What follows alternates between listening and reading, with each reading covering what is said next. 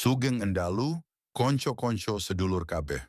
Ketemu lagi di ruang diskusi kita. Hari ini saya ingin mengajak Anda merenung sejenak tentang satu benda yang sering bikin kita pusing sekaligus senang. Uang. Banyak yang bilang, sing penting barokah mas. Itu betul. Tapi dalam kacamata pengembangan diri modern dan psikologi ekonomi, barokah itu juga butuh manajemen mental yang sehat. Kita sering terjebak mengejar angka, tapi lupa menata jiwa. Mengacu pada pemikiran Morgan Housel dalam The Psychology of Money, ada rahasia besar tentang kekayaan yang sering kita abaikan. Dalam tradisi Jawa, kita mengenal konsep nerimo ing pandum yang sering disalahartikan sebagai pasrah tanpa usaha. Padahal makna aslinya sangat ilmiah. Itu adalah kontrol emosi agar kita tidak menjadi budak keinginan. Menjadi kaya itu bukan soal seberapa pintar Anda menghitung bunga bank atau bermain saham, tapi soal seberapa mampu Anda mengendalikan perilaku atau behavior Anda sendiri.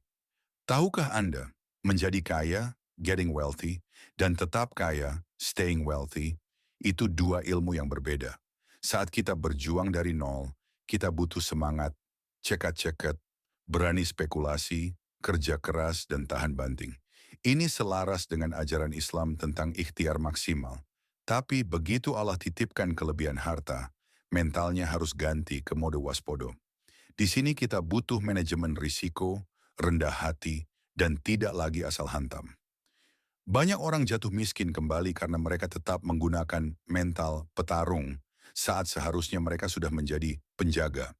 Lalu jangan terkecoh antara rich dan wealthy.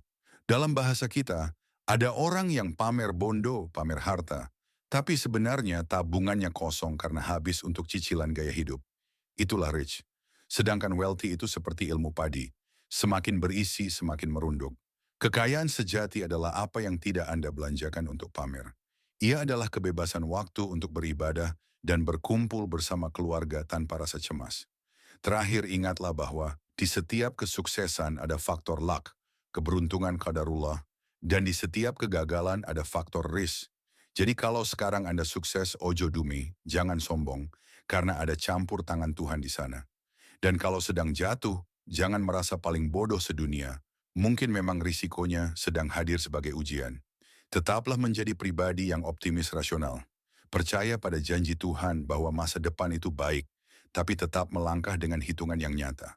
Karena kekayaan yang paling utama bukanlah tumpukan uang, melainkan hati yang merasa cukup, qanaah, namun tetap produktif memberi manfaat bagi sesama.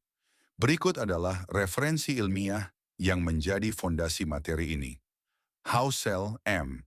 2020. The Psychology of Money, Timeless Lessons on Wealth, Greed and Happiness, Harriman House. Inti teori, kesuksesan finansial, bukan hard science, melainkan soft skill. Perilaku jauh lebih penting daripada pengetahuan teknis ekonomi. Tversky, A. and Kahneman, D. 1970. Loss Aversion in Riskless Choice, a Reference-Dependent Model, The Quarterly Journal of Economics. Inti, teori, manusia secara psikologis lebih merasa sakit kehilangan Rp100.000 daripada rasa senang mendapatkan Rp100.000. Loss aversion. Ini mendasari mengapa pesimisme seringkali terasa lebih kuat daripada optimisme. Hadi S. 2017. Konsep qanaah dalam perspektif psikologi Islam. Jurnal Psikologi Islam.